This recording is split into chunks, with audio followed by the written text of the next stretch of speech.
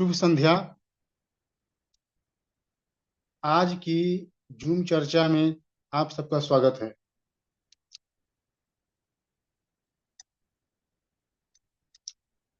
आज का विषय है कूटनीति। विषय संख्या 293।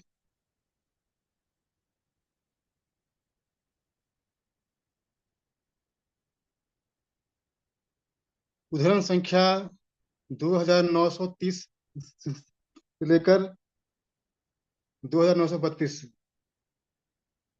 ये आज का विषय है जिस पर हम बात करेंगे। आज हम जानेंगे कूटनीति के बारे में। पहले जानते हैं कि ये कूटनीति क्या है। देखिए, कूटनीति का संबंध है अंतर्राष्ट्रीय राजनीति से है। अंतर्राष्ट्रीय राजनीति जिन संबंधों पर जिस तरीके से चलती है, हम उसे कूटनीति कहते हैं, जिसे अंग्रेजी में डिप्लोमेसी भी बोलते हैं। हमारे अंतर्राष्ट्रीय संबंध डिप्लोमेसी पे ही आधारित होते हैं। यह एक तरह की कला है जिसमें हम अपनी बात को रखते हैं, मनवाते हैं और अपने लक्ष्यों को प्राप्त करते हैं। इसमें इसमें हम राष्ट्रीय हित का भी ध्यान रखते हैं, या उसी का महत्व होता है। हम राष्ट्रीय हित का ध्यान रखते हैं और सारी नीतियां हम इसी को लेकर बनाते हैं।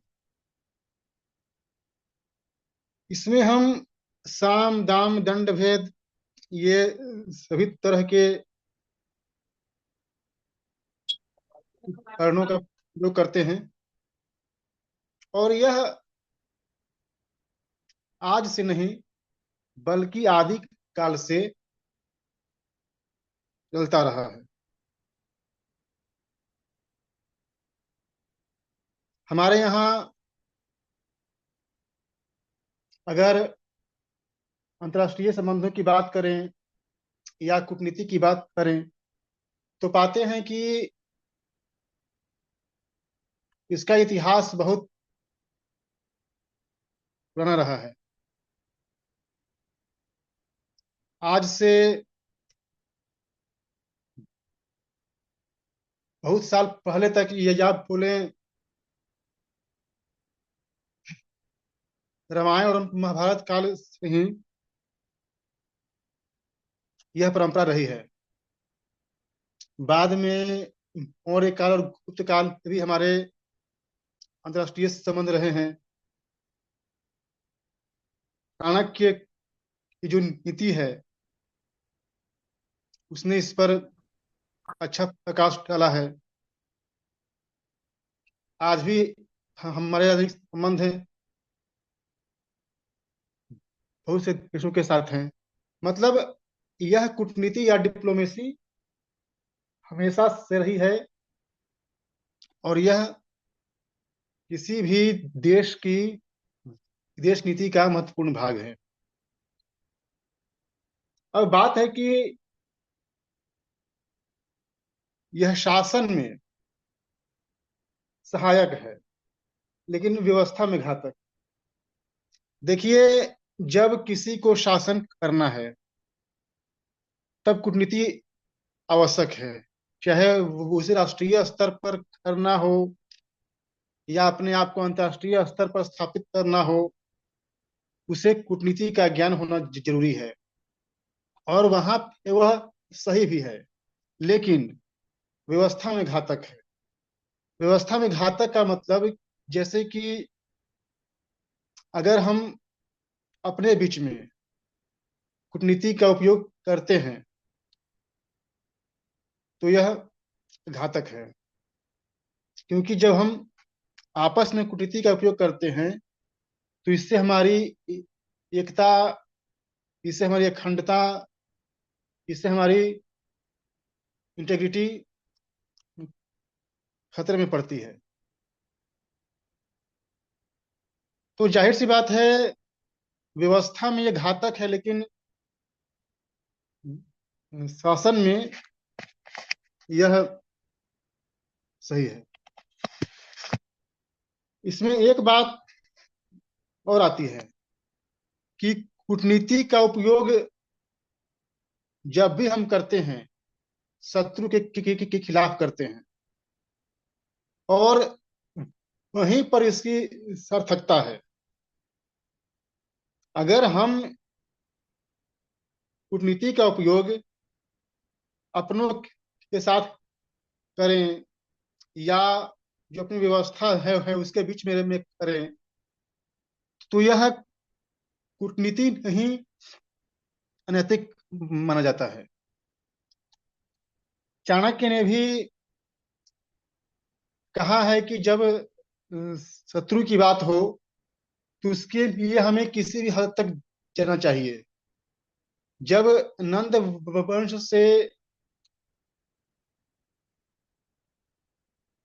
उसका वैर हुआ, उसके बाद उसने उसको उखाड़ फेंकने की सोची, तो उसने इतने घृणित स्तर पर षड्यंत्र किए, जो कि आमतौर से देखने पर काफी गलत लगते हैं, लेकिन उसने किए, क्योंकि वहां पर शत्रु था।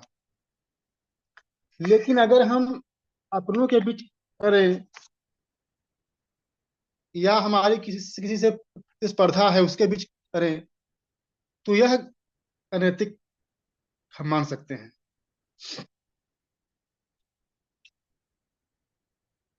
कूटनीति का महत्व इसलिए भी है क्योंकि यह हमें युद्ध से बचाता है। युद्ध है या जो संघर्ष है, इससे हम बचते हैं। जब दोनों देश के कूटनीतिज्ञ आपस में मिलकर बात करते हैं, मुद्दों को सुलझाते हैं, तो जाहिर सी बात है, युद्ध की संभावना या तो खत्म होती है, या फिर टल जाती है। महाभारत में भी एक प्रसंग आता है, जब श्री कृष्ण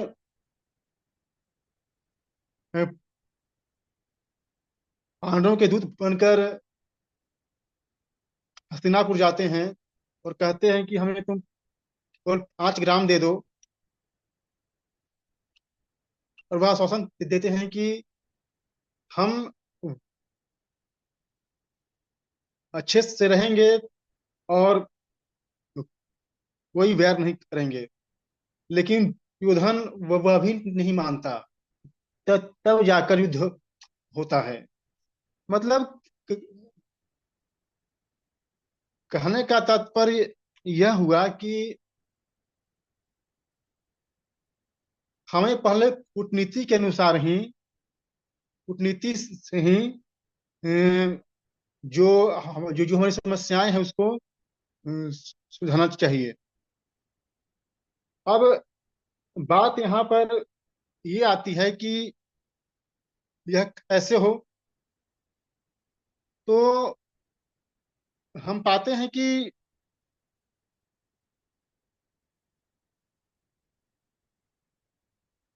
इसके बहुत सारे रास्ते हैं। कूटनीति केवल सामने से नहीं होती, कूटनीति पर्दे के पीछे भी होती है। इसमें कई तरह के हथकंडे अपनाए जाते हैं। अभी एक उदाहरण देता हूँ, जेफरी एप्स्टीन का। जेफरी एप्स्टीन, ऐसे तो वो मानव तस्कर था, लेकिन आपको पता होना चाहिए, वह इजराइल के गुप्तचर संस्था मोसाद का एजेंट था। और उसने अमेरिका इजराइल हितों के लिए बहुत कार्य किया। और उसी का का नतीजा है कि उसने ऐसे ऐसे कार्य कर दिए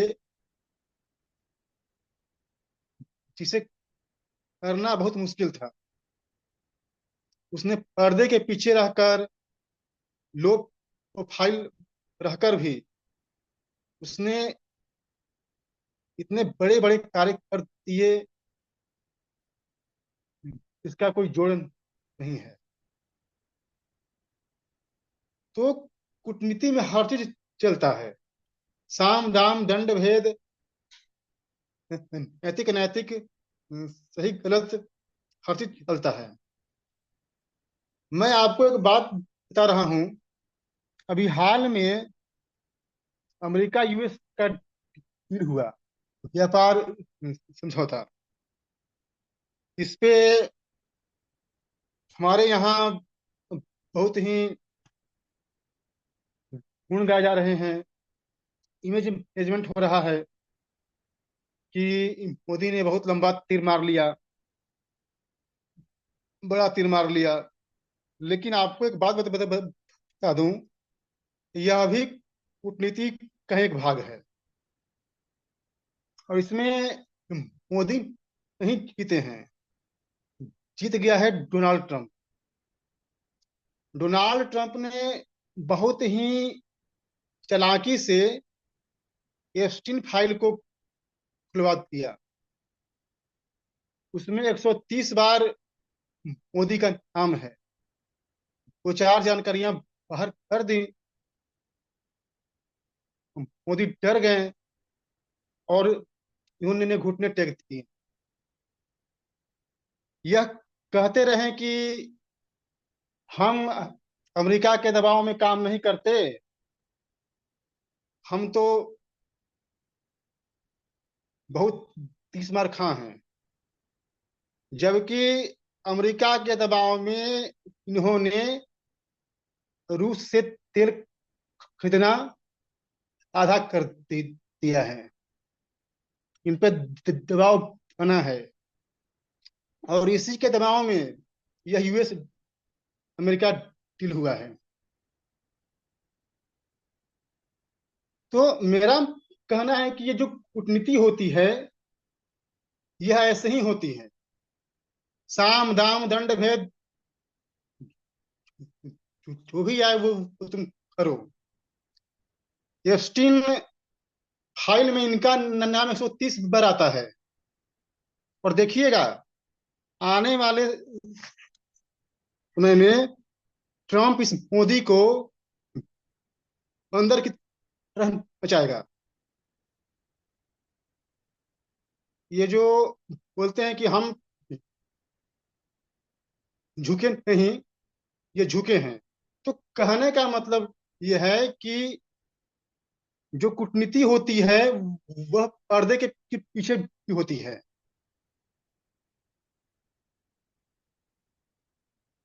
और वो चल रही है। हर व्यक्ति का, हर नेता का कूटनीति का एक तरीका होता है। जैसे ट्रंप हैं, उनका एक तरीका है। वह अपनी बात को खुलकर रखते हैं। और जो कहते हैं, भले कोई उसे पागल कहे, सनकी कहे, बड़बोला कहे, लेकिन इतना तो आपको मानना पड़ेगा, उसकी सारी बातें सही होती हैं और वो अपने मकसद में कामयाब रहता है। और जो चाहता है वह अनुमान लेता है। तो फिर जो आज की चर्चा है, जो आज का विषय है, उसका लबो लुबाब यही है कि जो कूटनीति है वह किसी भी देश के लिए बहुत महत्वपूर्ण है। वही तय करता है कि वह कैसे आगे बढ़ेगा। जो कूटनीति है वह दो तरह की होती है। एक होती है सॉफ्ट, एक है हार्ड।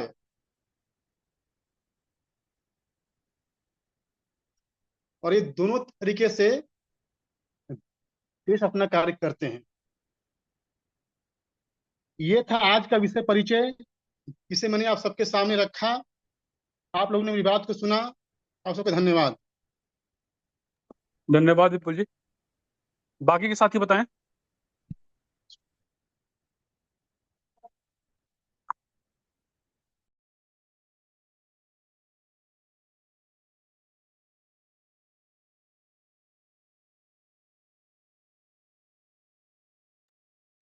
चलिए मैं थोड़ा सा विषय पे रखता हूँ।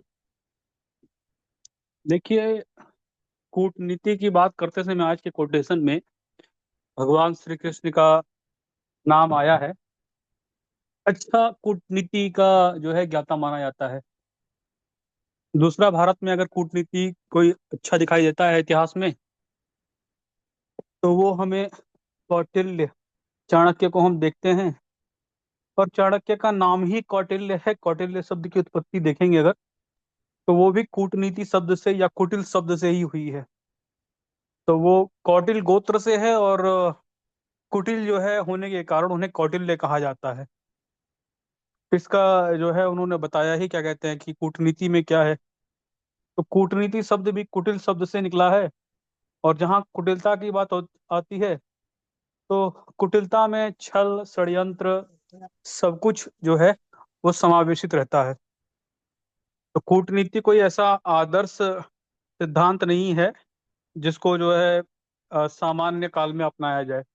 और मित्रों के साथ या अपने लोगों के साथ तो कूटनीति का प्रयोग नहीं करना चाहिए।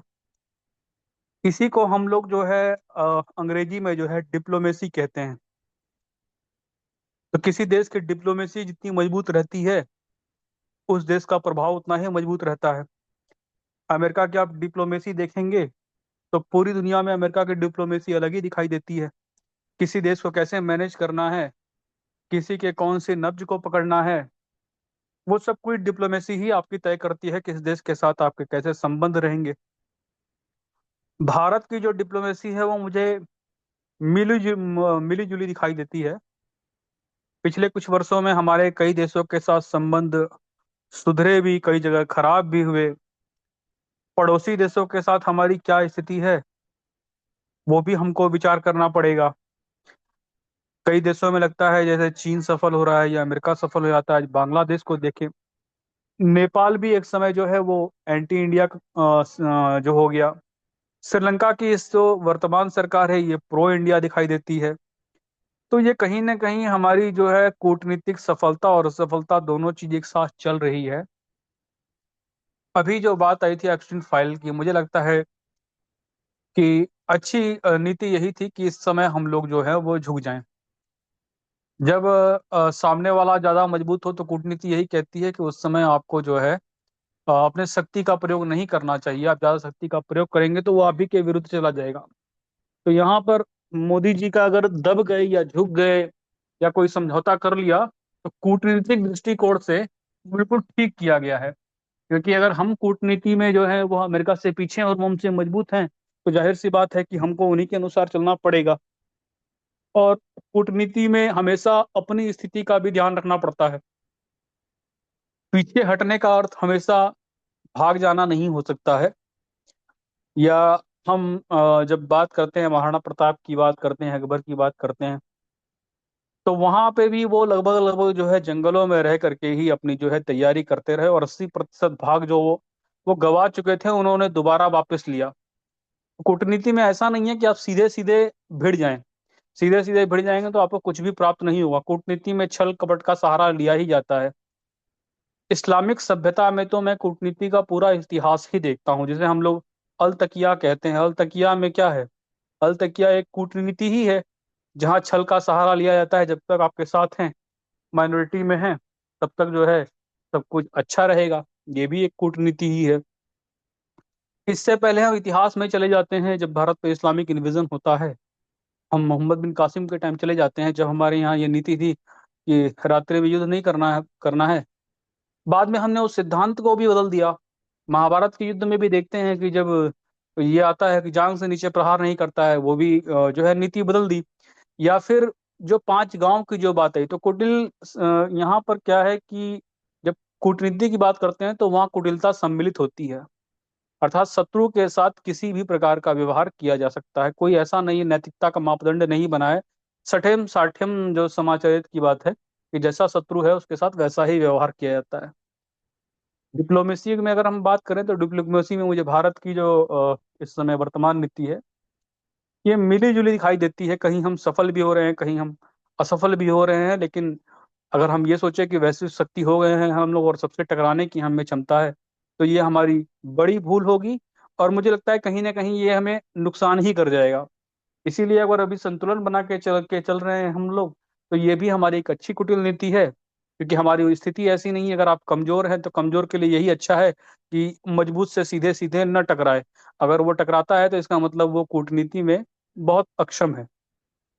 तो मेरे दृष्टिकोण से कूटनीति यही है, कूट का अर्थ कुटिल ही हो गया, और कुटिल होने का अर्थ, कुटिल बुद्धि का अर्थ हम लोग जानते ही हैं। मंत्रा के लिए कहा जाता है कुटिल बुद्धि थी, जिसमें छल कपट होता है, स्वार्थ होता है, सब कुछ सम्मिलित रहता है। इसमें षड्यंत्र होता है, इसमें आपके विरुद्ध जो है वो झूठ भी बोला जाएगा, कई सारी अफवाह भी फैलाई जाएंगी। मार्केट में भी आप लोग देखते होंगे, मार्केट में जब क्राइसिस करना होता है तो अचानक से एक बूम जो है ये लोग क्रिएट कर देते हैं, एक खबर फैला देंगे, वो भी क्या है, लोगों को लूटना है। तो एक कुटिल नीति ही है उनकी। बाजार ऐसे ही बूम करता है, ऐसे ही क्राइसिस करता है, केवल अफवाह पे पूरा बाजार नीचे गिर जाता है। ये सब क्या है, दुनिया भर में जो वैश्विक अर्थव्यवस्था चल रही है, अर्थव्यवस्था में भी कुटिल नीति होती है। जो टेंडर पास होते हैं वहां भी कुटिलता का प्रयोग किया जाता है। तो यहाँ ऐसी नीति है कि जिसका प्रयोग जो है शत्रु के खिलाफ किया जा सकता है। मैंने अपनी बात रख दी है, बाकी के साथ ही बताएं।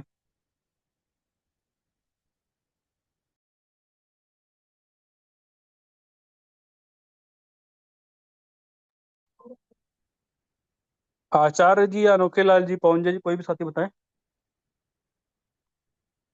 हेलो। जी बताइए आदरणीय। आज की चर्चा में जुड़े हुए सभी साथियों का अभिवादन, स्वागत है। आज की चर्चा कूटनीति पर हो रही है। कूटनीति के विषय में अभी हमारे साथियों ने चर्चा को रखा है। तो कूटनीति है, राजनीति है, अर्थनीति है, युद्ध नीति है, ये सारी जो नीतियां हैं, उन नीति में ही एक कूटनीति है जो विदेश नीति या जो भी हमारी राज्य की व्यवस्था वो चलाने में जो समस्या आती है, हमारी विकास की यात्रा में किसी प्रकार का बाधा सामने आता है, हमारी देश की सीमा की सुरक्षा में किसी प्रकार का बाधा समझ में आता है, हमारी देश की अर्थव्यवस्था,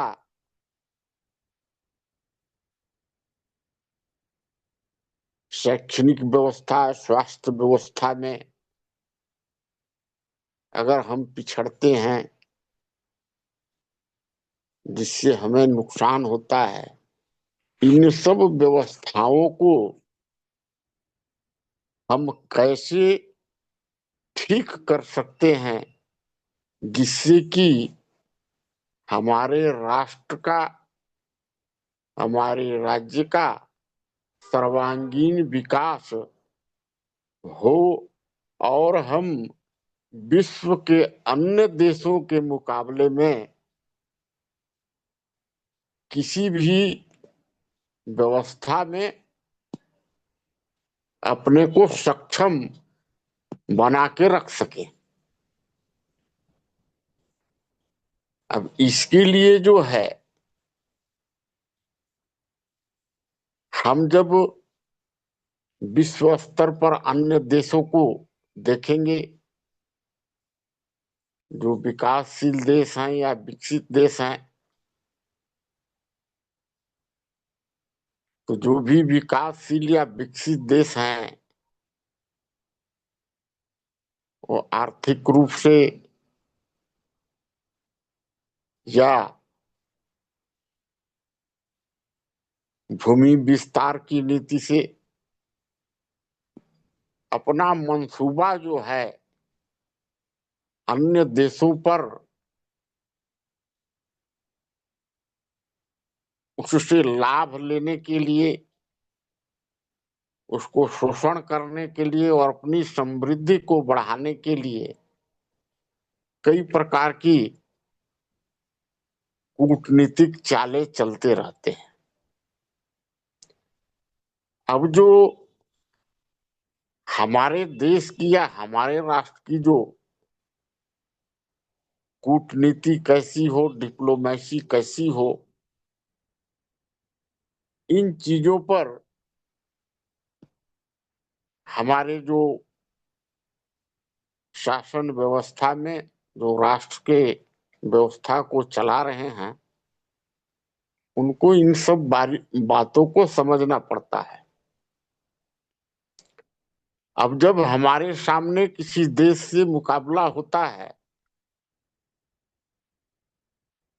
तो वो देश हमारा शत्रु देश है,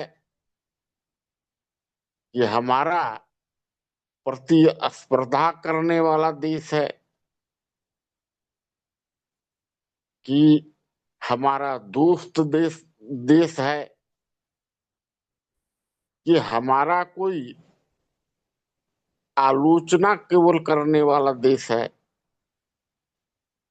या कोई देश जो है वो हमसे कमजोर है और हमसे सहायता या मिलके चलने वाला है।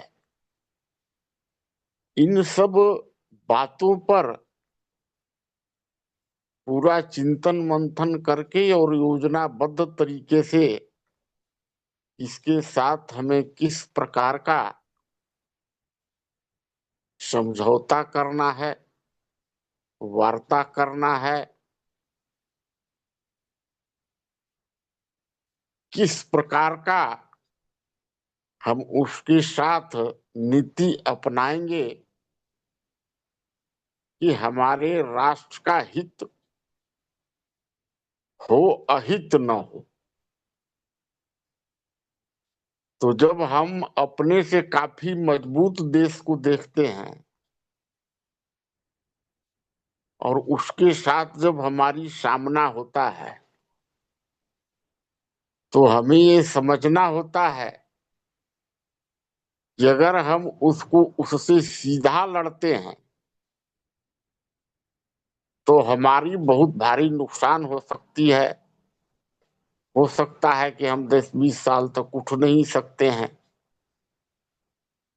तो उस समय हमें कूटनीति जो होती है उसको अपनाना पड़ता है। अब देखिए, कूटनीति का भी हम समझते हैं कि दो पहलू है। एक तो पहलू होता है कि छल कपट धूर्तता और धोखा देना, इस प्रकार का भी है। और दूसरी कूटनीति है कि भाई आपस में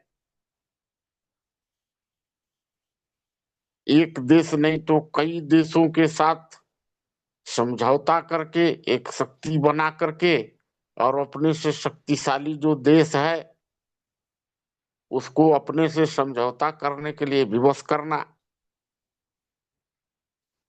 या एक उसके सक्षम शक्तिशाली देश से दोस्ती करना, समझौता करके और उस पर प्रेशर दे करके, दबाव दे करके और उसे जो है अपने हित में काम करने के लिए उसको समझाना, ये इस प्रकार की कई प्रकार की जो हैं, तो ये दो प्रकार का आता है। लेकिन जब हम देखते हैं कि जो भी इस्लामिक कंट्री हैं वो सब छल कपट और धूर्तता की जो है नीति को अपनाते हैं, और जो कहते हैं वो करेंगे नहीं, आपसे करवा लेंगे, और उनको जब करने की बारी आएगी तो नट जाते हैं। अब यही चीज कोई राष्ट्र जो है, तो जो भी आपस में समझौता करता है तो वो उस पर डटा रहता है, वो उस समझौते पर कायम रहता है।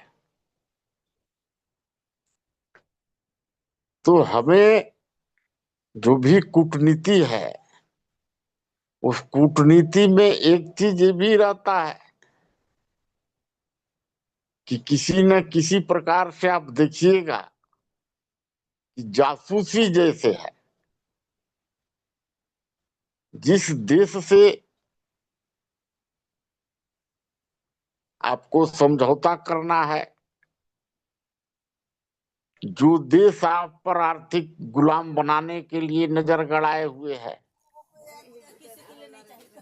अब उसमें आपका भी कोई न कोई जासूस होना चाहिए। आज देखिएगा कि जितने भी देश हैं वो सब, हर एक देश एक जासूसी संस्था बना के रखे हैं, और विश्व के हर एक राष्ट्र में जो है जिन पर उनको की किसी प्रकार का सक्रियता दिखाना रहता है, वहां पर अपने जासूस को किसी न किसी भेष में 10-10 20-20 साल पहले वहां पर भेजकर, और उस राष्ट्र की क्या राष्ट्र नीति बन रही है, उसकी गुप्त क्या योजना बन रही है, इन सबों का संज्ञान जो है सो लेते रहते हैं। और इसमें जो जितना माहिर होता है वो उतना सफल होता है। तो इस चीज का भी आपको जो है सो बराबर ध्यान देना पड़ेगा कि आपके यहाँ कोई देशद्रोही जासूस आपकी बातों को कहीं दूसरे जगह तो नहीं भेज रहा है, और आपके दूसरे देश का उसकी बातों को जानना पड़ेगा, तब आप कूटनीति में सफल हो पाइएगा। इन सब को होते हुए भी आपको आर्थिक रूप से, युद्ध शस्त्र के रूप से, तकनीकी के रूप से, सभी क्षेत्र में आपको मजबूत भी और शक्तिशाली भी बन के रहना पड़ेगा। काहे कि अगर कूटनीति से जब बात नहीं बनेगी तो आपको उससे सामना करना पड़ेगा, और जब आपको उससे सामना करना पड़ेगा तो आपके पास भी सक्षमता होनी चाहिए। आप पूरा प्रयास करेंगे कि कूटनीति के द्वारा ही, बात चातुर्य से, समझौता से, चालाकी से अपनी बात को, अपने राष्ट्र को, हित को कायम रख करके और युद्ध में न जाए, ताकि हमको भारी नुकसान का सामना न कर सके कि हम उठ ही नहीं सकते हैं। जब कूटनीति की, समझौता के सारे विकल्प जब समाप्त हो जाते हैं और जब अपने अस्तित्व पर खतरा आता है, तभी जो है युद्ध नीति की ओर बढ़ा जा सकता है। ये जो है हम जब भविष्य में देखते हैं तो भाई चाणक्य की को देखते हैं, जो घनानंद को अपने कूटनीति से उनको कब्जा किया, और एक जो है शकुनी मामा है, तो वो कूटनीति से पूरा महारत भारत करवा के तहत नहस कर दिए। तो एक व्यक्ति का इतना दिमाग जो है शातिर होता है कि वो दिमागी शक्ति से बहुत कुछ कर सकता है, लेकिन दिमागी शक्ति का उपयोग जो है सदैव सकारात्मक होना चाहिए और समृद्धि की ओर ले जाने वाला होना चाहिए। मैं अपनी बात को ही विश्राम दूंगा और साथी जो है चर्चा को आगे बढ़ाने। बहुत बहुत धन्यवाद। धन्यवाद आदरणीय। बाकी के साथी बताएं।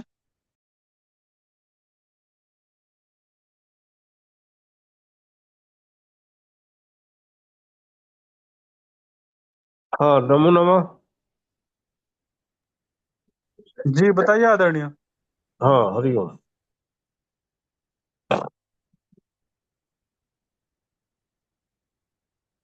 आज कूटनीति पर चर्चा है। कूटनीति का प्रयोग कहाँ कैसे होना चाहिए, इस पर जो है कि चर्चा हो रही है। कूटनीति कई प्रकार होती, आंतरिक कूटनीति और बाहरी कूटनीति। शत्रुओं के विरुद्ध कूटनीति और सत्ता के लिए जो कूटनीति इत्यादि के लिए सब है। व्यापार में भी लोग कूटनीति कुछ अपना रचते हैं। कूटनीति का प्रयोग हर जगह लगभग होता है, लेकिन कूटनीति का जो व्यवहारिक पक्ष है, कहाँ उसका लाभदायक है, इस पर विचार होना चाहिए। दुनिया के सभी देश कूटनीति का प्रयोग करते हैं। पहले अमेरिकी अपनी कूटनीति का प्रयोग वैश्विक संगठनों के माध्यम से करता था, लेकिन उसका जो है कि प्रभाव जो है कि न मिलने को वजह से अपनी कूटनीति से जो है कि हाथ पैर खींच लिया।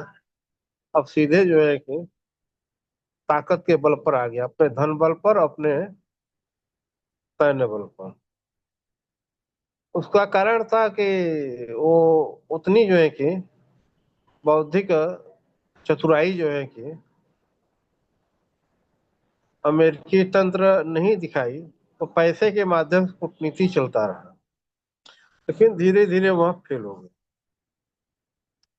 अब जो है कि ताकत के माध्यम से, सैन्य बल के माध्यम से कूटनीति अपना कर, कूटनीति का एक अपना एक अलग प्रारूप है। लोग तरह तरह की कूटनीति प्रक्रिया अपनाते हैं।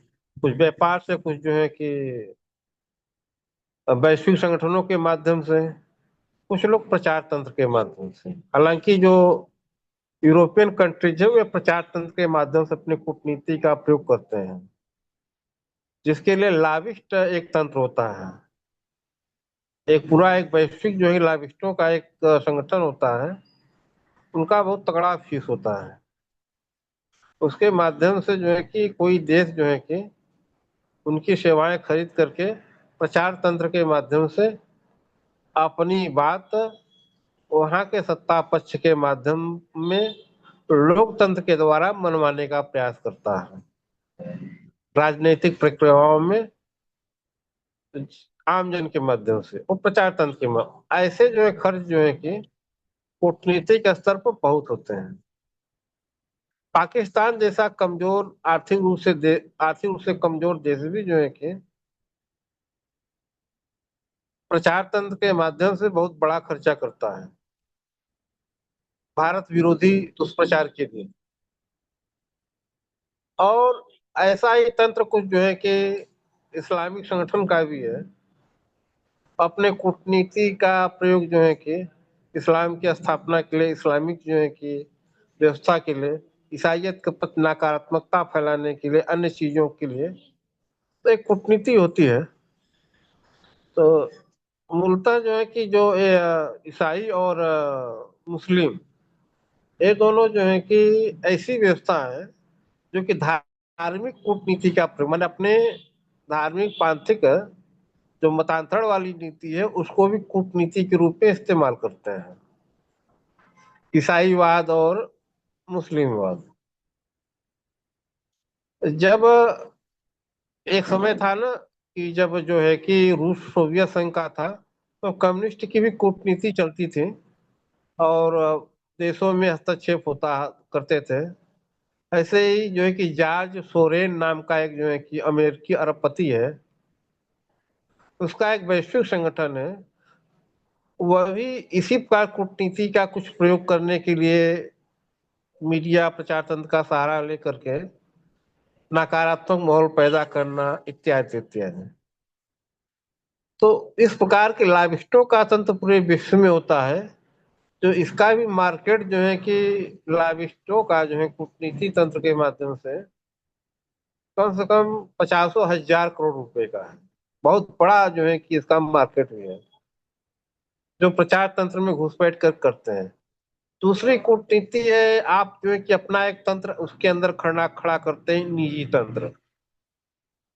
एक तो उन्हीं के प्रचार तंत्र से जो तंत्र खड़ा कर किया जाता है लाभिष्टों के बाद, दूसरा अपने व्यक्तियों के द्वारा, जो गुप्तचर विभाग है, गुप्तचर विभाग के द्वारा वहां पर जो सक्रिय की जाती है जानकारी के लिए, आदान प्रदान के लिए, तो वह कूटनीति अलग है। तो ये दोनों कूटनीति लेके चलना होता है, लाभिष्टों के द्वारा प्रचार तंत्र के माध्यम से, और दूसरा जो है कि गुप्तचरों के माध्यम से। दो माध्यम से जो है कि कूटनीति चलाई जाती है। लेकिन भारत इस मामले में कूटनीतिक रूप से बहुत कमजोर रहा है। लेकिन जो भारतीय प्रवासी वहां पर गए हैं, उन्होंने हिंदुत्व की गरिमा हर जगह स्थापित की है। लेकिन मैं जहां तक समझता हूँ, भारत को अपने संस्कृति पर, हिंदुत्व पर, सनातन धर्म पर एक कूटनीतिक विस्तार देने के लिए कम से कम 1,000-2,000 करोड़ रुपया सालाना का खर्च होना चाहिए। और जो गुप्तचर माध्यम से जो से खुफिया तंत्र के माध्यम से जो कूटनीति चलती है, उस पर भी एक अपना एक खर्च होता है, उसका भी एक खर्च बनाना चाहिए। आपका जी कोई अपराधी जो है कि भाग करके दूसरे देश में चला गया है, वहां का देश उद्देश को रिलीज नहीं कर रहा है, विशेषतर आर्थिक अपराधी, अलगाववादी अपराधी, इसका इस्तेमाल कर लेते हैं लोग। तो वहां पर उसकी उसी जगह पर यदि मर्डर करना है, तो आपको खुफिया तंत्र की कोई जो है कूटनीति होनी चाहिए, क्योंकि लाभिष्टों के द्वारा यह सब कार्य नहीं किया जा सकता। वो सिर्फ जो है कि उस देशों में जो है कि एक माहौल बनाने का काम होता है। अब यह बाहरी कूटनीति हो गई जो है कि जहां पर दो तरह, तीन तरह से कूटनीति की जा सकती है। तो लाभिष्टों के ऊपर जो है कि दुनिया भर में यदि खर्च करना है तो कम से कम 1,000-2,000 करोड़ रुपया उसके लिए चाहिए। खुफिया तंत्र के लिए 1,000-2,000 करोड़ चाहिए। और तीसरी कूटनीति यह कर सकते हैं, अपनी संस्कृति और जो भाषा है, अपनी संस्कृति है, अपना जो हिंदुत्ववाद है, उसको लेकर के भी वो जो है कि ऐसा कुछ फंडिंग होनी चाहिए। दूसरी आंतरिक कूटनीति, आंतरिक कूटनीति देखिए, इसमें जो है कि सभी राजनेताओं का समर्थन होना चाहिए। आंतरिक कूटनीति में जैसे जो है कि इस्लामिक अतिक्रमणकारी और मुस्लिम अतिक्रमणकारी जो इनका तंत्र है, इनका जो अपना जो व्यवस्था चल रहा है, इन पर प्रतिबंध तो लगा नहीं जा सकता, लेकिन आपकी आंतरिक जो है कि कूटनीति होनी चाहिए कि ये लोग जो है देश के अंदर प्रभावी न हो, इनके रोकथाम के लिए कुछ फंडिंग होनी चाहिए। इस मामले हम लोग शून्य हो जाते हैं, चंदे पर खाली जो है कि रह जाता है। कुछ जो है कि हिंदू संगठन चंदे से अपना काम चलाते हैं, तो बड़ी जो है कि उनकी दुरूह परिस्थिति बन जाती है, कैसे कैसे काम करते हैं। तो आंतरिक रूप से कम जो है कि 10,000-15,000 करोड़ का सालाना जो है फंडिंग होना चाहिए। अब यह किस रूप से हो, या तो गैर सरकारी ढंग से हो, जिसमें उद्योगपतियों का एक तंत्र बनाया जाए जिसमें उनका जो है कि चंदा वहां पर जाए, और एक जो है कि तंत्र विकसित हो, या दोनों तरह कूटनीति की जरूरत पड़ती है। क्योंकि जब अपनी संस्कृति को भी कूटनीति में इस्तेमाल किया जाता है, तब व्यापक बढ़ोतरी होती है। क्योंकि ईसाई कूटनीति के द्वारा जो है कि यूरोप जो है कि पूरे विश्व में फैला, अरब जो है कि इस्लामिक कूटनीति के द्वारा पूरे विश्व में फैला। तो इसका भी जो है कूटनीति का एक अंग बनाना चाहिए। बिना इसको अंग बनाए जो है कि हमारी कूटनीति पूरी तरह से सफल नहीं कही जा सकती है। हालांकि जो है कि दर्शन के हिसाब से और अन्य दृष्टिकोण के हिसाब से, विमर्श चर्चा निष्कर्ष के हिसाब से वो अलग हो जाता है। वहां पर ये सब बातें नहीं होती। जब लोकतंत्र की बात आएगी, ऐसी कोई बातें सामाजिक चिंतन में, तो वहां पर ये सब थोड़ा सा अन्य चीजें की तरफ वहां पर दृष्टिकोण बदल जाता है। लेकिन जो राष्ट्रीय शक्ति संतुलन का जो अपना व्यापक विस्तार है, वहां पर आंतरिक और बाह्य कूटनीतिक स्तर पर दोनों को बड़े अच्छे ढंग से मैनेजमेंट करने का प्रयास होना चाहिए। और इसी के साथ मैं अपनी बात समाप्त करता हूँ। धन्यवाद। जी धन्यवाद आदरणीय। बाकी के साथी बताएं।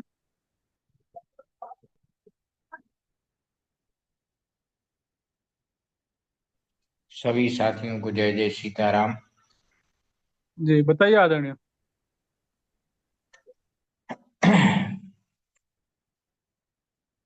पूरा विषय आज कूटनीति पर है। नीतियां दो ही हैं, एक है राजनीति, दूसरी है कूटनीति। राजनीति हमारे राजा के द्वारा अपनी प्रजा के लिए बनाई जाने वाली नीतियां राजनीति है। कूटनीति है झूठी नीति, माने झूठ बोल करके और अपना केवल आश्वासन दे करके अपना काम कैसे बनाए, जो कि स्वयं की व्यवस्था के लिए घातक है। ये बिल्कुल सिद्ध बात है। अब कूटनीति बनाता कौन है? कभी राजा कूटनीति नहीं बनाता है। राजा तो राजनीति बनाता है अपनी प्रजा का भला करने के लिए, उसके कल्याण के लिए क्या नीति हो सकती है वो बनाता है। लेकिन बात जब आती है किसी हमारे दूसरे प्रतिद्वंदी के बारे में, वहां पर कूटनीति बनाई जाती है कि बिना संघर्ष के हम अपना काम कैसे निकालें। तो अभी तक की जानकारी में जहां तक मैंने पढ़ा है, चाणक्य ने जब व्यवस्थाएं घनानंद मतलब शासन, जो सरकार है शासन है, उसने जनता के कल्याण के लिए काम करना बंद कर दिया और भोगों में व्यस्त हो गई जनता, उस समय राजा को समझाने के बाद जब नहीं माने, तो उस समय चाणक्य ने कूटनीति बनाई थी और तख्ता पलटकर मतलब जो नकारा शासक था उसे सत्ता से बाहर कर अपनी नई नीति निर्धारित की। तो ये सत्ता की भलाई के लिए कूटनीति तो चाणक्य की कूटनीति थी, विदुर की राजनीति थी, पतंजलि की विशुद्ध कूटनीति जो है वो पतंजलि की थी। अशोक के कुल में बृहद्रथ उनका आखिरी वंशज था जो शासक बना। जब उसने हमारे बौद्ध धर्म को अंगीकार कर और इतना भीरू हो गया कि जो यवन थे वो हमारी देश की सीमाओं का अतिक्रमण करते चले आ रहे थे, तो मतलब ये है कि वो प्रजा के कल्याण का काम नहीं था। वहां पर उसका प्रतिकार करना उसका धर्म था, दायित्व था। जब वो अपने दायित्व का निर्वहन नहीं कर पा रहा था, तो उसके एवज में पतंजलि ने एक अपने शिष्य के द्वारा एक सेना तैयार करवाई कि ये आक्रांताओं से देश की रक्षा करने के लिए हमें बाहुबल की आवश्यकता पड़ेगी ही। लेकिन हमारा राजा तो अहिंसा में इतना व्यस्त हो गया है कि वो ये भी नहीं देख रहा है कि हमारी प्रजा परेशान हो रही है। ये कूटनीति का उस समय का उदाहरण है। और बृहद्रथ को मार करके फिर एक वंश की स्थापना हुई। आप सब लोग उससे परिचित हैं, और शायद वो वर्धन वंश था वहीं से।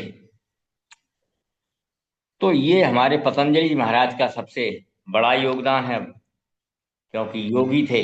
लेकिन योग के साथ साथ ऐसा नहीं था, ये मतलब प्रबुद्ध लोग जो ब्राह्मण है वो हमेशा अपने दायित्वों का निर्वहन करता रहा है। जब जब यहाँ क्षत्रिय वंश ने गलती करने की भूल की है, तब तब ब्राह्मण वर्ग ने एक दूसरा क्षत्रिय तैयार कर उसको सत्ता से बाहर निकाला है और दूसरे व्यक्ति को सत्ता सौंपी है, जिससे हमारी व्यवस्थाएं सुचारू चलती है। वो तो जमाना गुजर गया। अशोक अब आए, हम इस्लाम के समय में प्रताप इतने दिनों तक क्यों लड़ते ही रहे अकबर से? वहां भी गुरु राघवेंद्र का योगदान था।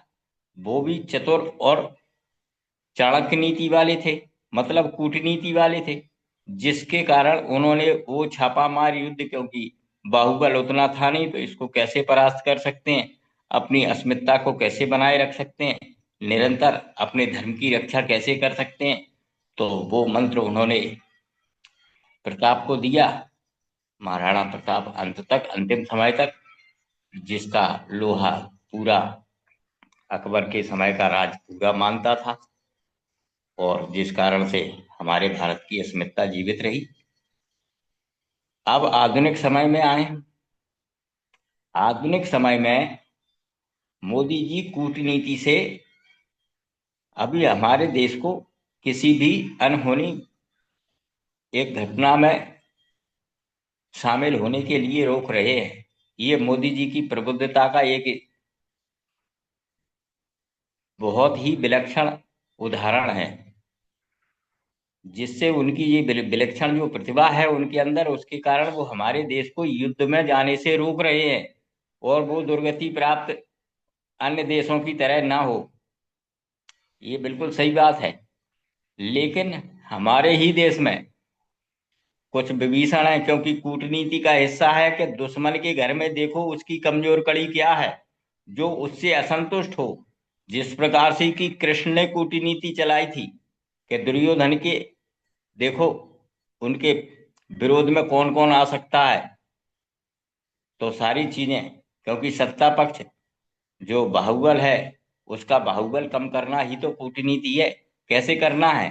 लिखित में कुछ नहीं करना है, आश्वासन देना है केवल मौखिक, और उस आश्वासन का पालन नहीं करना है, ये है कूटनीति। आधुनिक समय में चूंकि आज का समय अर्थ पर आधारित है, अभी रिसेंट की घटना है, ट्रंप बहुत ज्यादा भारत पर दबाव बना रहे थे कि कृषि क्षेत्र और दुग्ध क्षेत्र में एक समझौता किया जाए, जिससे हम सस्ते प्रोडक्ट भारत में भेजेंगे। और भारत में भेजेंगे तो क्या होगा उससे, मतलब कूटनीति का माने दूरदर्शी प्रभाव क्या होगा? जब वहां से सस्ते प्रोडक्ट आएंगे तो यहाँ का जो दूध 70 रुपये केजी अभी बिक रहा है, उसको कौन खरीदेगा? कोई नहीं खरीदेगा। इसका मतलब ये है कि जो हमारे यहाँ का पशुपालन है वो पूरी तरह चरमरा जाएगा। हमारी जो दुग्ध से संबंधित इंडस्ट्री है वो पूरी तरह खत्म हो जाएगी। हम निर्भर हो जाएंगे अमेरिका पे। उसी प्रकार से कृषि में, जब कृषि के प्रोडक्ट सस्ते वहां से आएंगे, हमारे यहाँ की कृषि लागत ज्यादा होगी और पैदावार उतनी होगी नहीं, तो हमारे यहाँ के किसान बंद कर देंगे, दूसरे कामों में लग जाएंगे, खेती करना बंद कर देंगे, तो खेती भी चौपट हो जाएगी, जिस प्रकार से वेनेजुएला की हुई। और फिर जब हमारे यहाँ की इंडस्ट्री और हमारे यहाँ का जो उत्पादन है वो कम हो जाएगा, कम हो जाएगा, उसके बाद फिर वो अपना असली रंग दिखाएगा। जनता के साथ मोदी जी ने भी ऐसा प्रयोग किया है। अभी उसको भी बताता हूँ, क्योंकि जब ये हमारी दोनों इंडस्ट्री बंद हो जाएंगी उसके बाद अमेरिका क्या करेगा, अपना रंग बदलेगा और अपनी चीजों को महंगा कर देगा, क्योंकि तुम्हारे यहाँ का तो उत्पादन ही बंद हो गया है, अब इतने जल्दी आप बना नहीं सकते। फिर वो अपनी शर्तों पर तुम्हें वो चीजें देंगे, इसका मतलब हमारी अर्थव्यवस्था को और खोखला कर देंगे, मतलब हमें दिवालियापन तक वो जो चाहेंगे, मतलब ईस्ट इंडिया कंपनी का शासन, वही शासन फिर से आ जाएगा। हमें उनकी हर बात माननी पड़ेगी, मतलब हम गुलाम हो जाएंगे, और गुलामी की तरफ इसी प्रकार से बढ़ाया जाता है, पता भी नहीं चले और हम दूसरे पर नियंत्रण भी कर लें। यही ट्रंप का मामला है। मोदी जी ने एक चलाया जनता को गुलाम बनाने के लिए, जियो को लेकर के आए, फ्री में सिम बांटी, साल भर के लिए फ्री, उसके बाद असली रंग दिखाया। आज जो हम बात कर रहे हैं वो सुनने के भी पैसे लग रहे हैं। ये मोदी जी की कूटनीति थी, मतलब इससे घटिया राजनीति, इससे घटिया बात कोई हो ही नहीं सकती है। ये घटियापन है मोदी जी का। और महानता मोदी जी की जी है कि ट्रंप से वो समझौता जो चाहते थे ट्रंप, इसलिए ट्रंप बोराए हुए हैं आजकल भारत से, और तमाम सैंक्शंस लगाने की बात करते हैं। आगे बहुत सारे हमारे साथी हैं, वो और भी विषय को विस्तार देंगे। मैं अपनी बात को यहीं विराम देता हूं। धन्यवाद। जी, धन्यवाद आदरणीय। बाकी के साथी बताएं।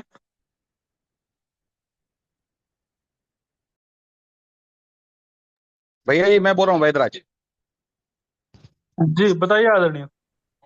मेरे को ऐसा लगता है तानाशाही में आंतरिक स्थिति में किसी प्रकार की कूटनीति की आवश्यकता नहीं होती, सिर्फ बल की आवश्यकता होती है। विदेशी शत्रुओं से तो कूटनीति की आवश्यकता होती है, दुश्मन देशों से कूटनीति की आवश्यकता होती है, लेकिन आंतरिक स्थिति में तानाशाही में किसी भी प्रकार की कूटनीति की आवश्यकता नहीं होती, सिर्फ बल प्रयोग की आवश्यकता होती है।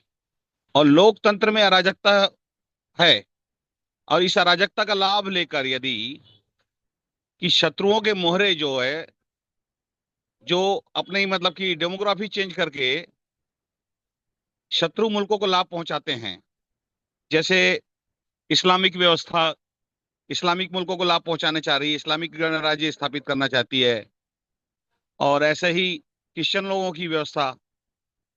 तो भारत में तो ऐसी स्थिति में कूटनीति की आवश्यकता पड़ती ही पड़ती है। लोकतंत्र की अराजकता में इन शत्रु का शासन न हो जाए, उसके लिए कूटनीति की आवश्यकता पड़ती होगी। अब क्या कूटनीति अपनाई जाए लोकतंत्र में? जब लोकतंत्र रहेगा तो उसमें अराजकता होगी होगी, जब तक वो लोक स्वराज नहीं होगा। लोक स्वराज में मुझे नहीं लगता कि किसी प्रकार की आंतरिक कूटनीति की आवश्यकता पड़ेगी, अगर ऐसे शत्रु से निपटा जा चुका रहेगा तो लोक स्वराज स्थापित हो, मतलब लोक स्वराज स्थापित हो जाएगा तो।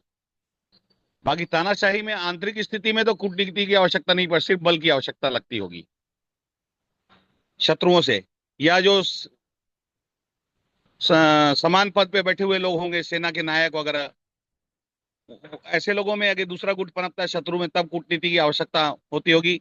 सामान्य लोगों के साथ में तो कूटनीति करने की आवश्यकता नहीं पड़ती होगी। बस इतना ही कहना था। जी धन्यवाद। बाकी के साथी अपनी बात रख सकते हैं।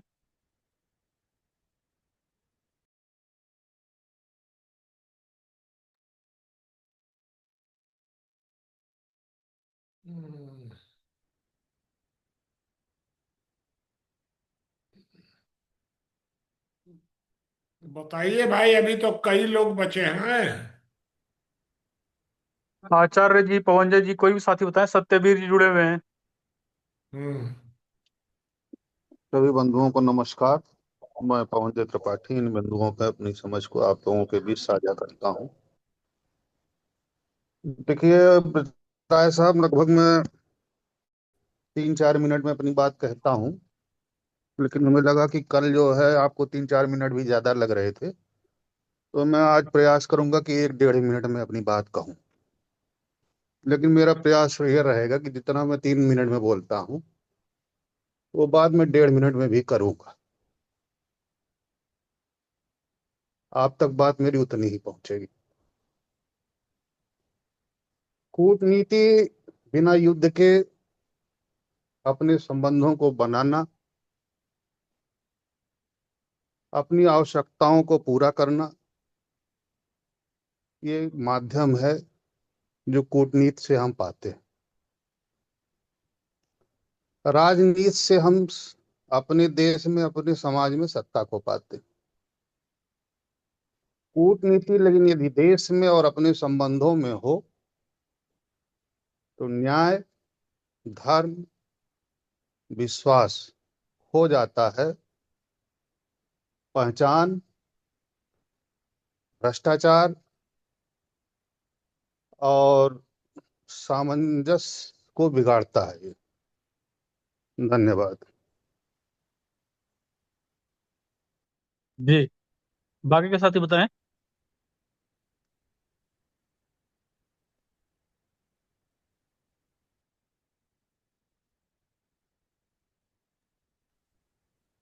आचार्य श्री श्रीकांत जी, बबलू जी, कोई भी साथी अपनी बात रखना चाहे रखें।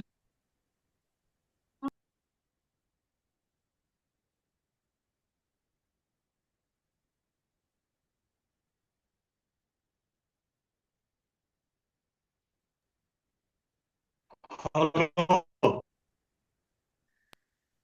जी बताइए श्रीकांत जी। देखिए देखिए, डिप्लोमेसी जो है, कूटनीति जो है,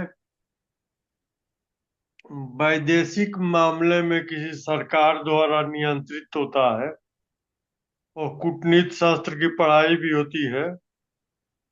इसका आईआईएम में भी पढ़ाई है। इसका 4 साल का डिग्री कोर्स है इसमें। और ये यही काम अगर अपने देश में कोई नेता करता है तो उसको राजनीति कहा जाता है।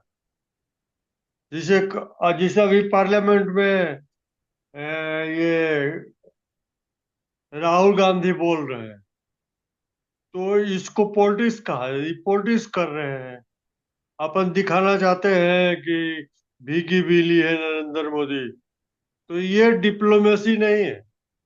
लेकिन जो भारत अमेरिका के साथ कर रहा था, मुंह भी नहीं खोल रहा था, भारत बोल नहीं रहा था कभी भी, और उनका सुन भी नहीं रहा था। तो ये डिप्लोमेसी है। एक काइंड मोदी स्टाइल का डिप्लोमेसी है ये, कि बोलेंगे भी नहीं।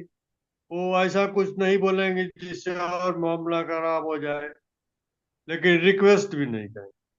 इस किस्म की बहुत जैसे मोदी डिप्लोमेसी जो है, जाकर के यूएई, आज से 20 साल पहले, जिनका 20 साल पहले का होश हो, 20-25 साल पहले, समझिए कि पूरे 57 देशों में कोई पूजा पाठ नहीं कर सकता था अपने घर में भी। अपने सत्यनारायण महाराज को लुका करके लोग अपना गठरी में रखता था, ठाकुर जी को कमरा बंद करके तब भोग लगाता था। अब मोदी जी कहा कि ये बड़ा बड़ा मंदिर ले जाकर के 6-7 को बनवा दिए अब तक।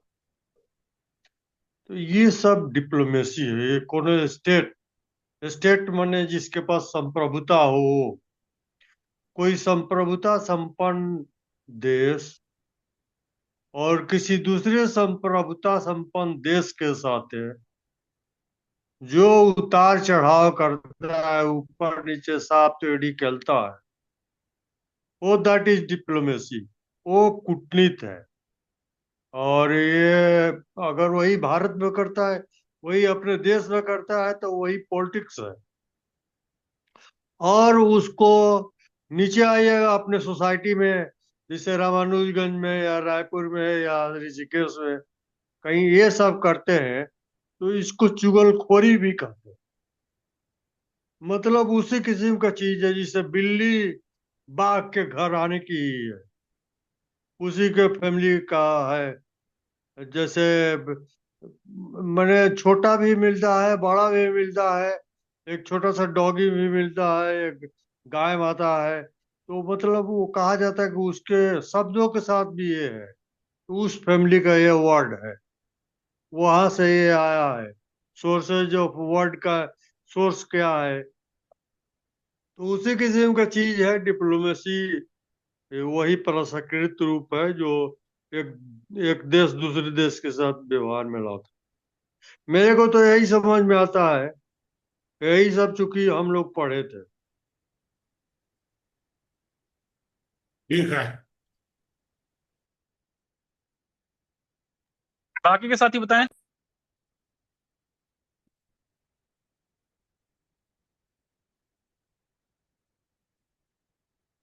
ये थोड़ा सा मैं बता दूं आपको ब्रजेश जी। जी बाबा जी। वैसे वैद्यराज जी ने भी जो अभी कहा,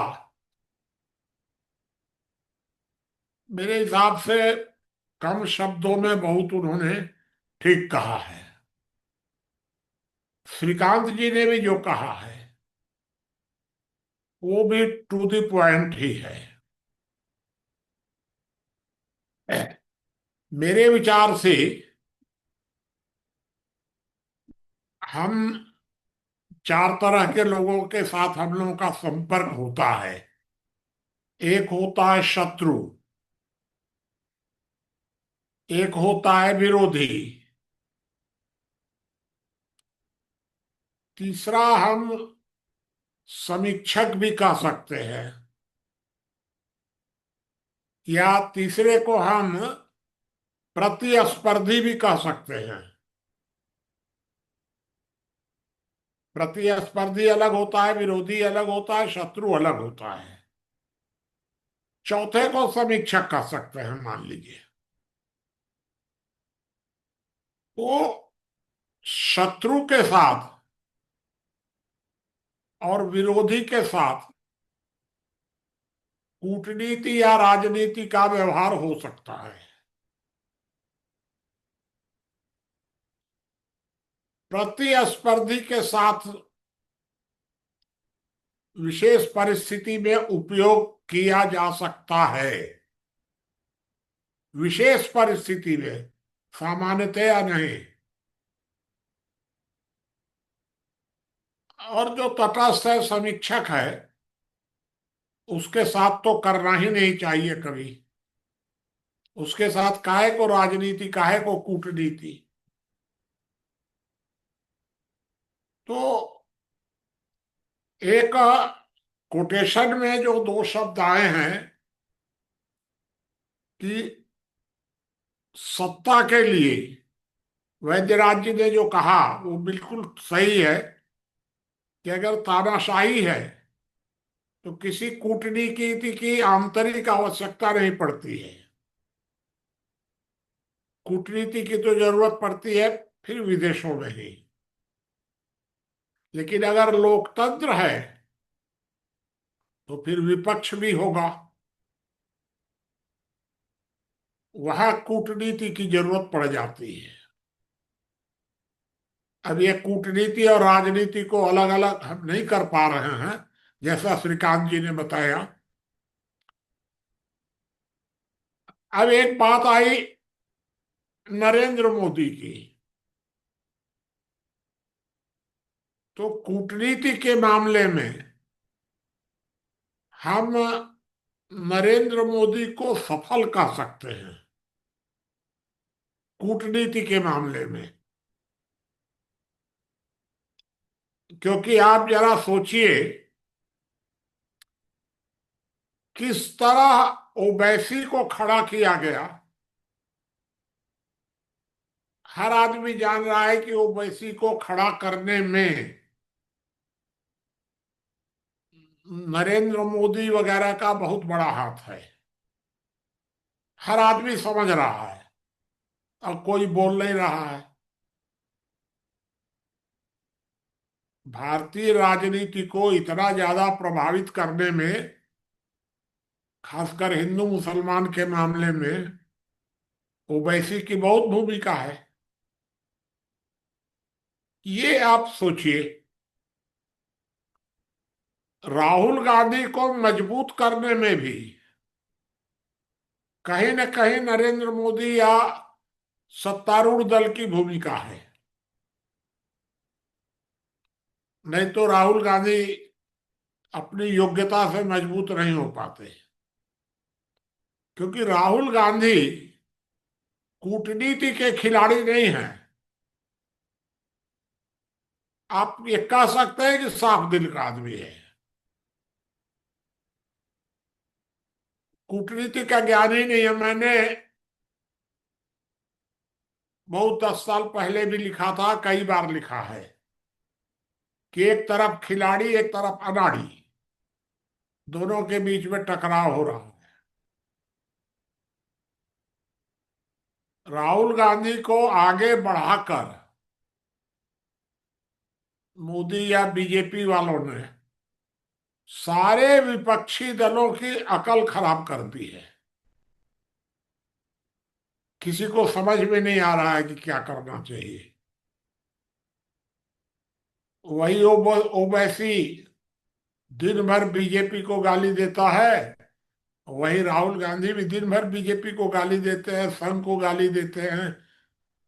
आपको एक घटना याद करा दे। लोकसभा चुनाव के पहले अरविंद केजरीवाल और अखिलेश यादव इन दोनों ने योजना बनाई थी, और मुझे जानकारी है कि संघ और नरेंद्र मोदी के बीच में फर्क डाल देंगे। ये प्लान बना था उस समय पूरा,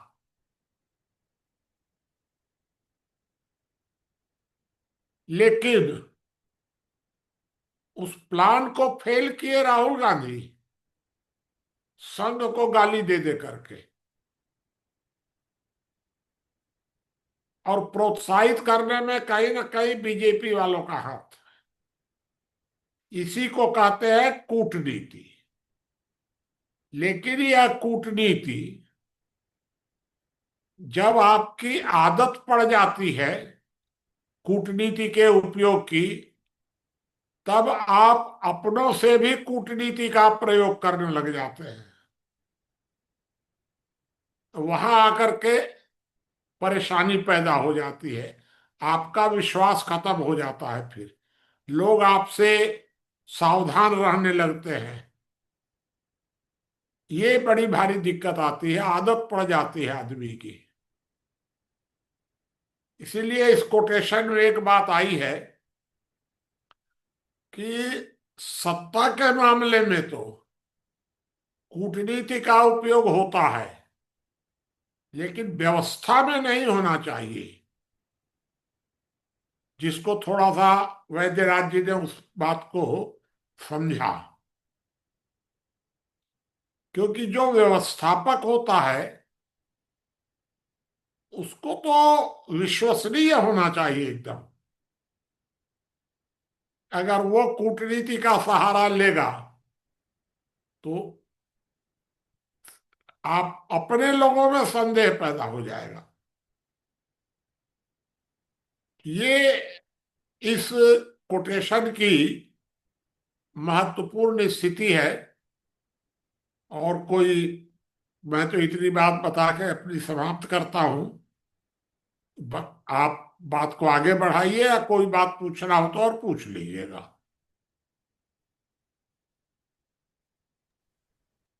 कोई भी साथी बताएं, किसी का प्रश्न है तो कर सकते हैं। मैं बोल सकती हूँ क्या? जी बताइए। हाँ बोलिए। हाँ बाबा जी प्रणाम। बाबा जी, मैं जो अभी मेरे कुछ विचार दिमाग में है, लेकिन जो आपने बात बोली है उसके विपरीत है वो बात। आप बोलो तो मैं बोलूं, नहीं तो नहीं बोलती हूँ। हाँ बोलिए, बोलने की पूरी, वो जी तो धन्यवाद। बोलने की स्वतंत्रता है एकदम। जी मुझे ऐसा लगता है कि नरेंद्र मोदी जी को मैं तो कूटनीतिक नहीं मानती हूँ।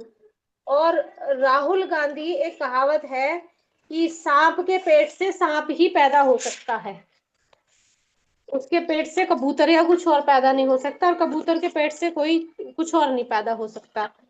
तो राहुल गांधी का जो इतिहास है, उसका जो परिवार जो है, वो शुरू से ही देश को तोड़ने वाली सत्ता रही है। चाहे नेहरू हो, चाहे इंदिरा गांधी हो, चाहे राजीव गांधी हो। राजीव गांधी भी का भी कैसा था, तो राहुल गांधी में वो जेनेटिकली हेरिडिटरी वंशवाद से है, वो देश को बर्बाद करने, मुझे जो लगता है, मेरा व्यक्तिगत अनुभव, देश को तोड़ने वाली वो मानसिकता। और बीजेपी ने कुछ देश में, मेरे हिसाब से नरेंद्र मोदी जी को मैं कोई बहुत बड़ा कूटनीतिक नहीं मानती हूँ, क्योंकि बांग्लादेश में जिस देश के मतलब हिंदू नागरिक मर रहे हो, और जो प्रधानमंत्री हेल्पलेस हो, कुछ कर नहीं सकता हो ना अंतरराष्ट्रीय स्तर पे, और ना ही पाकिस्तान पे जब कोई भारत के साथ कोई मुद्दा होता है तो बहुत जल्दी अटैक करते हैं, लेकिन बांग्लादेश जो कर रहा है, तो मोदी जी को एक तो यहाँ में अंतरराष्ट्रीय बाहर के मुद्दों में ना कूटनीतिक मानती हूँ। दूसरा, मंदिर बना देने से कोई भला नहीं हो गया देश का बहुत बड़ा। मोदी जी ने कोई देश की शिक्षा व्यवस्था को मजबूत नहीं कर दिया है, शिक्षा तंत्र को मजबूत किया हो। मंदिर नहीं भी बनते तो हमारा काम चल रहा था। ये बात है।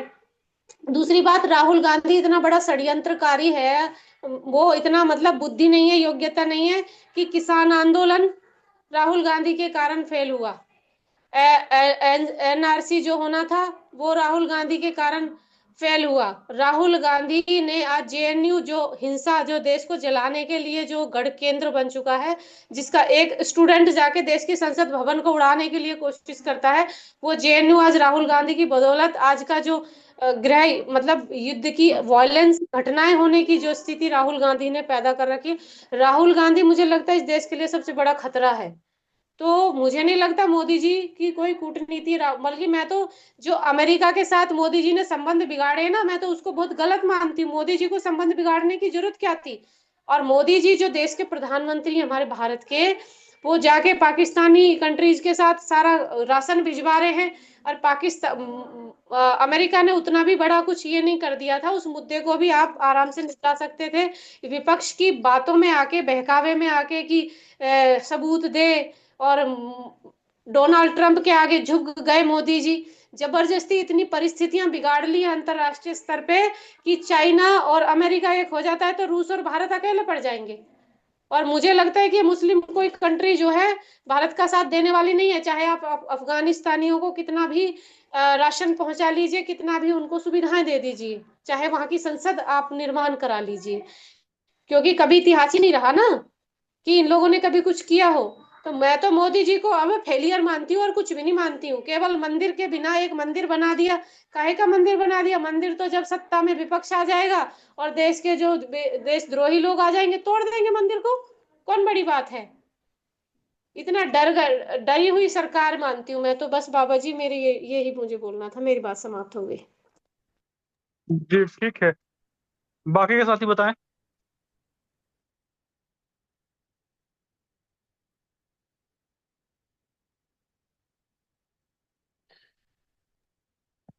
अनोखे लाल जी, सत्यवीर जी, आचार्य जी, अगर आप लोग कुछ रखना है तो रख सकते हैं।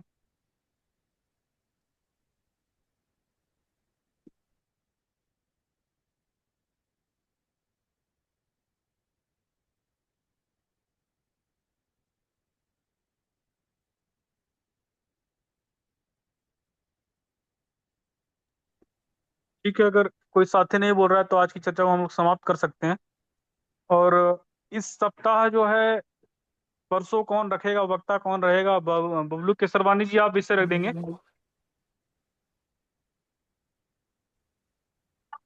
आचार्य जी, आप कुछ बोल रहे हैं, बताइए। ब्रिजेश जी, मैं कल इस विषय में बता दूंगा। अच्छा ठीक है, कल आप कंफर्म कर दिए, ठीक है। आचार्य जी, आप बताइए। ये कह रहा हूँ, मैं ट्रेन में हूँ ना, गाड़ी में, ट्रेन में। अच्छा ठीक है, कोई बात नहीं, ठीक है। हाँ हाँ, तो उसमें आवाज जो है ना नहीं आ रही है, वो थोड़ा सिंगल आ जा रहा जी ठीक है। ठीक है, तो आज की चर्चा को हम लोग यहीं समाप्त कर सकते हैं।